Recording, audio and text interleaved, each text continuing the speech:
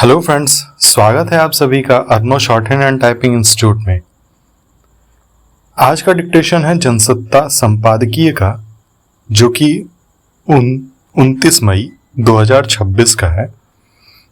इसको बिल्कुल ध्यान से लिखेंगे, अंडर 20 गलतियों के साथ, जो कि यूपीएससी में 20 गलती माफ होगी। उसको ध्यान में रखते हुए आप सभी लोग लिखेंगे, ट्रांसक्राइब करेंगे। और किसी प्रकार का शब्द चिन्ह या वाक्यांश से संबंधित कोई समस्या हो तो हमारे टेलीग्राम चैनल में आप मैसेज करके पूछ सकते हैं। तो सभी लोग रेडी हैं? स्टार्ट। पाकिस्तान की ओर से भारतीय सीमा में घुसपैठ और इससे जुड़ी आतंकवाद की समस्या ने भारत को किस स्तर तक नुकसान पहुंचाया है, यह छिपा नहीं है। हालांकि सीमा पर तैनात सुरक्षा बल के जवान अपनी ओर से पूरी कोशिश करते हैं कि पाकिस्तानी ठिकानों से भारत में घुसपैठ करने वालों को रोकें, गिरफ्तार करें या फिर जरूरत पड़ने पर उन्हें निशाना बनाया जाए। विडंबना यह है कि आज भी सीमा पर भारत को अक्सर घुसपैठ और आतंकी हमलों का सामना करना पड़ता है। इसकी एक बड़ी वजह सीमा पर सुरक्षा व्यवस्था के तार और निगरानी का तंत्र अपेक्षित स्तर पर मजबूत न होने को माना जाता रहा है।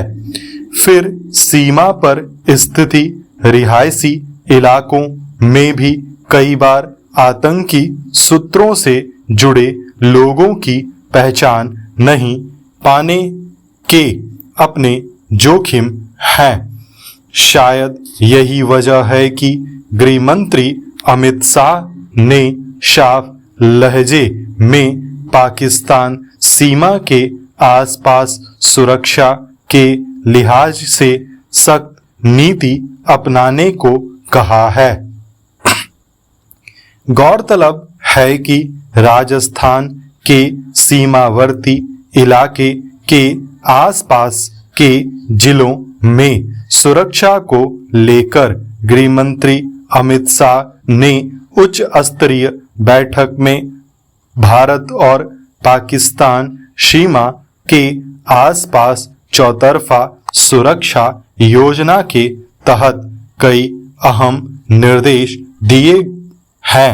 इसके मुताबिक अब सीमा से 15 किलोमीटर तक के क्षेत्र में हर अवैध निर्माण के खिलाफ सख्त कार्रवाई होगी और शून्य सहनशीलता की नीति के तहत ऐसे निर्माणों को ध्वस्त किया जाएगा।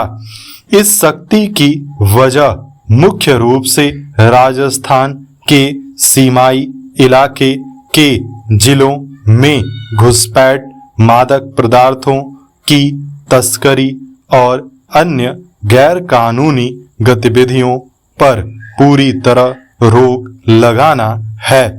यह छिपा नहीं है कि सीमा से सटे क्षेत्र में पाकिस्तान की ओर से अलग अलग रूप में होने वाली घुसपैठ अंतिम तौर पर भारत में आतंकवाद की जड़ों को मजबूत करती है। खास तौर पर सीमावर्ती इलाकों में अवैध रूप से रहने वाले कुछ लोग कई बार आतंकियों के लिए अप्रत्यक्ष सहायक के रूप में काम करते हैं। इनमें से कई लोग भ्रष्टाचार का सहारा लेकर न केवल स्थानीयता का फर्जी दस्तावेज बनवा लेते हैं, बल्कि संदिग्ध वित्तीय लेन देन, अवैध गतिविधियों और सीमा पार से मादक पदार्थों की तस्करी में भी लिप्त होते हैं।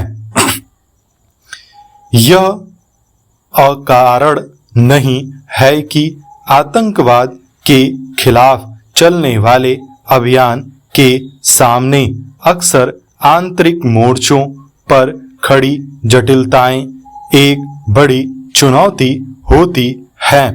दरअसल पाकिस्तान स्थित ठिकानों से अपनी गतिविधियां संचालित करने वाले आतंकी संगठनों ने सीमावर्ती इलाकों में अपना नेटवर्क खड़ा करने के लिए स्थानीय आबादी में घुसपैठ करके अपनी जगह बनाने को एक ढांचे के रूप में विकसित किया है।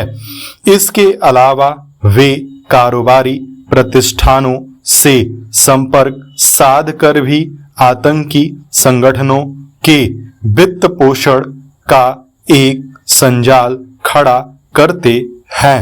पाकिस्तान द्वारा आतंकवाद को सह देने का मुद्दा कई बार अंतर्राष्ट्रीय सम्मेलनों में भी उठ चुका है।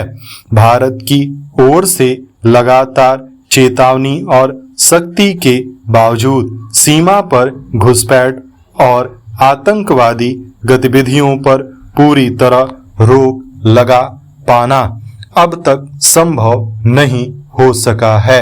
पिछले वर्ष पहलगाम में पर्यटकों पर हमले से लेकर आतंकी वारदात की एक लंबी श्रृंखला रही है। इस लिहाज से देखें तो सीमावर्ती इलाकों में आतंकी तत्वों या उनके लिए सहयोगी के रूप में काम करने वाले तंत्र के खिलाफ सख्ती एक जरूरी कार्रवाई है। स्टॉप।